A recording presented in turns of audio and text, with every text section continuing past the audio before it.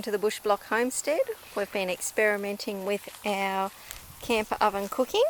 So we had a nice fire here a bit earlier, and we have two pots on. We've got the 9-quart big pot, and we think it might be a 4-quart medium pot on.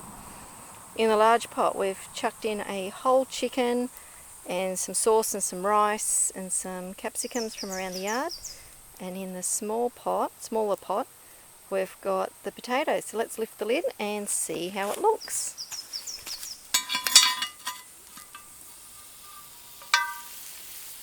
Oh, that's looking pretty good. There you go. So there's our chicken. We've got tikka masala sauce on there. I have made it a little bit runnier because, like I said, I've got the rice in the pot and I don't want the rice to dry out. But she's looking good. Alright, we'll pop the lid back on.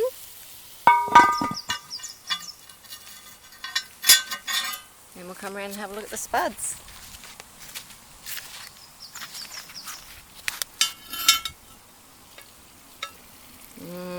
They're looking good too. I'd say they're pretty well done. The chicken's almost done as well.